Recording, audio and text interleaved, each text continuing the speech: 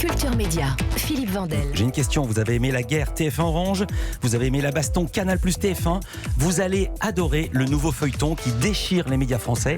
Mardi, l'opérateur Free a coupé sur ses Freebox l'accès aux chaînes BFM TV, RMC Découverte et RMC Story. Pour en parler, Elsa Bimbaron. Bonjour Elsa. Bonjour Philippe. Vous êtes journaliste économique au Figaro, et Gilles Fontaine, bonjour. Bonjour Philippe. Vous êtes journaliste au magazine Challenge, bonjour et bienvenue à vous deux. Elsa, cette guerre concerne les 6,5 millions d'abonnés à Free, donc encore davantage de Français puisqu'on peut être plusieurs sur la même box et il y a des familles. Expliquez-nous pour quelles raisons Free a coupé les chaînes Altice, à commencer par BFM TV sur ses box. Quelle est l'origine du conflit ? L'origine du conflit, c'est tout simplement donc Altice, le propriétaire de BFM TV, RMC Découverte, RMC Story notamment, qui a demandé tout simplement de l'argent à Free pour pouvoir continuer à diffuser ses chaînes. On parle de 4 à 6 millions d'euros par an et Free ne l'entend pas du tout de cette oreille. Il estime que ce sont des chaînes qui sont gratuites sur la TNT, donc par l'ancienne antenne Rato, maintenant TNT, et il dit non, moi je ne veux pas payer pour quelque chose qui est gratuit ailleurs, je ne payerai pas le signal. Donc il y a eu tribunaux, etc. et on en est arrivé à mardi, coupure. Quel était l'argument pour réclamer de l'argent ? Alors, l'argument pour réclamer de l'argent, il est assez simple. Les chaînes de télé gagnent moins d'argent avec la pub parce qu'il y a plus de concurrence pour diverses raisons, dont Netflix. Et de l'autre côté, les opérateurs télécoms, eux, sont encore relativement rentables. Donc, tout simplement, le patron d'Altis s'est dit, tiens, allons chercher les sous là où ils sont. Je veux dire pourquoi c'est un sujet qui me passionne, parce que j'avais déjà suivi en son temps la guerre TF1 Orange et la baston, comme je disais, Canal plus TF1, c'est que j'ai l'impression que les deux parties ont raison. Je trouve absurde de faire payer quelque chose de gratuit et je trouve absolument normal que les gens réclament de l'argent à des opérateurs qui engrangent des abonnés avec quelque chose qu'on leur donne. J'ai l'impression que les deux parties ont raison. Qu'est-ce que vous en pensez, Gilles Fontaine ? Oui, alors, c'est vrai que normalement ces acteurs sont supposés avancer ensemble, collaborer, faire un peu ce qu'on appelle dans le jargon du win-win, du gagnant-gagnant. Là, on peut dire que c'est la totale lose, quoi. Enfin, c'est-à-dire que tout le monde y perd. C'est vrai que les conséquences vont être dans un premier temps. Alors, Alain Veil, hier, a voulu rassurer tout le monde en disant Alain Veil, le patron du groupe Altice, le patron exécutif d'Altis, le grand patron d'Altis, c'est Patrick Drahi. C'est ça, et le fondateur de BFM, le repreneur de RMC, etc. Qui est un entrepreneur, lui aussi. Donc, Alain Veil, qui a essayé de rassurer tout le monde en disant, en fait, on continue à se parler, et c'est un peu dommage parce que, d'ailleurs, il a employé ces termes, c'est dommage parce que on est vraiment à deux doigts de trouver l'accord. Là, avec cette coupure du signal des chaînes du groupe Altice, le problème, c'est que l'audience, mathématiquement, va chuter. C'est quand même 6,5 millions d'abonnés et puis d'audience potentielle. Donc c'est quand même assez puissant. Et puis, du côté de chez Free, c'est un pari un petit peu audacieux, un peu risqué, parce que le risque, il existe. C'est pas si simple, c'est pas si compliqué. Plutôt, c'est même de plus en plus simple aujourd'hui de changer de fournisseur d'accès Internet. Et effectivement, l'audience de BFM, par exemple, le matin, c'est quand même 25% de l'audience, 25% qui regardent la télé le matin, regardent BFM. La part de marché, c'est 25%. Oui, c'est énorme. C'est très gros. Un quart de l'audience. Et les gens sont un peu accros à l'info en continu et au style BFM qui est quand même un peu agressif, un peu hargneux. Elsa, tout est parti d'une décision de justice cet été. Est-ce que vous pouvez raconter ce qui s'est passé ? Parce que sur le côté pari de Free, c'est pas exactement un pari de Free. C'est-à-dire qu'ils n'ont pas réussi à se mettre d'accord. Ils ont commencé les négociations en avril.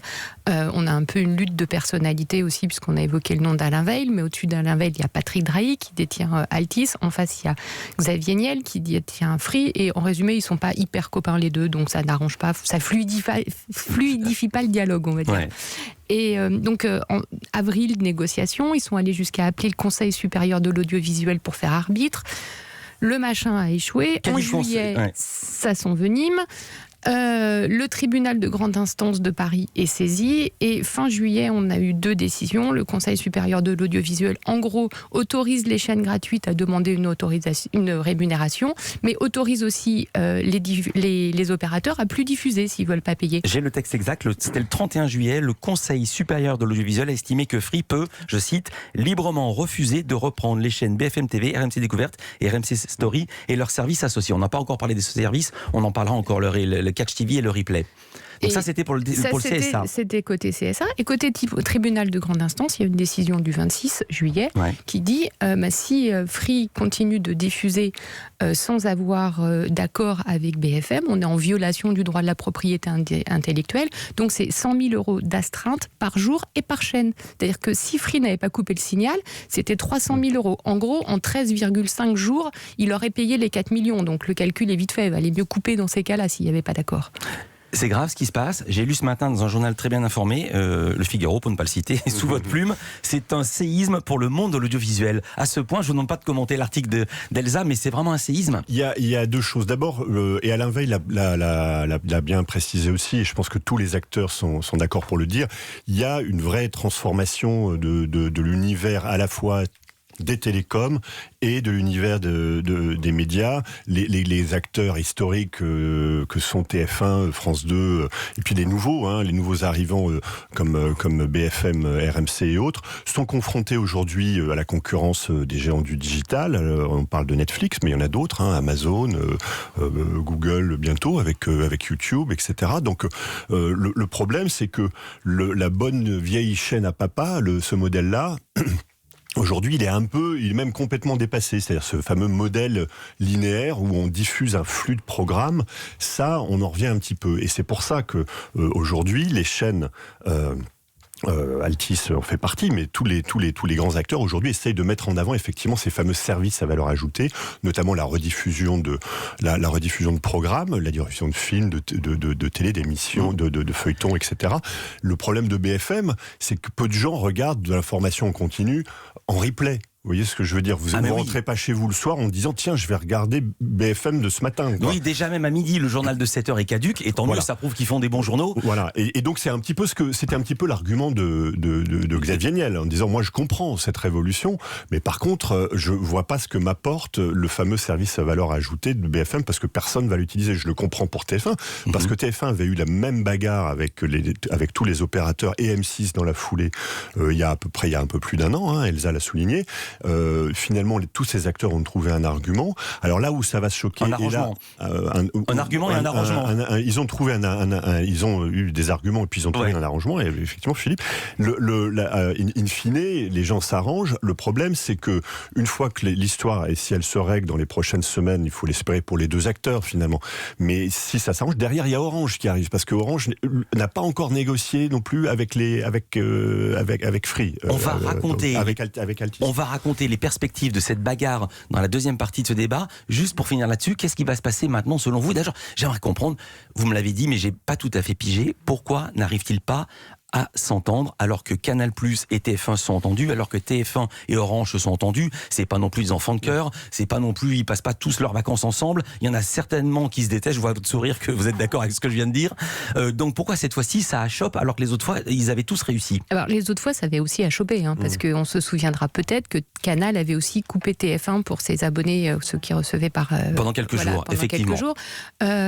On a d'autres exemples dans d'autres pays où ça se fait assez fréquemment, des coupures. Donc c'est un petit peu une arme. Ils jouent pour rester poli, on va dire qu'ils font un bras de fer, ou bien ils jouent au salaire de la peur. C'est celui qui saute de la voiture en marche qui aura perdu. Ils se foncent dedans et on verra qui perd le plus en fait à l'arrivée. Donc voilà. J'allais vous demander ça, c'est crucial pour les deux parties, mais qui est le plus fort dans ce bras de fer? Qui a le plus à perdre de BFM qui a ses émissions qui ne sont pas diffusées, ou des Freebox sur lesquels on ne trouve pas BFM et les gens ont une appétence pour BFM? Alors, qui perd le plus? Sur les Freebox, Elsa et puis Gilles. Sur les Freebox sur lesquels BFM n'est pas disponible, Free, ils sont quand même pas complètement suicidaires, ils savent qu'il y a des gens qui sont accros à BFM.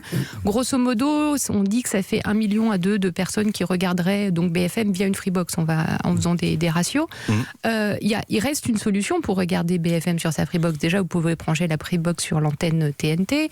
Ensuite, il y a les applications. Free a fait une longue liste de possibilités pour ses abonnés, pour leur expliquer comment retrouver le truc. Ils ont même fait un truc dingue. BFM a fait passer des messages à l'antenne en ce moment, donc là c'est l'autre côté, où ils indiquent aux téléspectateurs que, je vais les citer, leurs chaînes resteront disponibles via la TNT, Internet, le satellite et les box des opérateurs autorisés. En gros, ils font de la pub pour la concurrence. La concurrence, c'est SFR en même temps, c'est la même maison que BFM, donc il y a le deuxième effet qui se coule du truc. Oui, c'est ça, c'est-à-dire que en fait ce combat-là prend une dimension un peu particulière, particulière parce que, Alain Veil, c'est le patron des chaînes de télé, mais c'est aussi le patron de SFR, l'opérateur télécom. Donc il y a cette ambiguïté. Pour Xavier Niel, c'est avant tout un concurrent plus qu'un partenaire ou un prestataire. L'autre chose, et Elsa l'a souligné tout à l'heure, il y a aussi une bagarre d'hommes. Alain Veil, jusqu'en 2015, était administrateur d'Iliade. Les deux hommes se connaissent extrêmement bien. Iliade, c'est la maison mère de Free. Ils se connaissent extrêmement bien, et quand Alain Veil s'est associé à Patrick Drahi, fondateur d'Altis, il est logiquement parti de Free, et puis Xavier Niel l'a très très très mal vécu.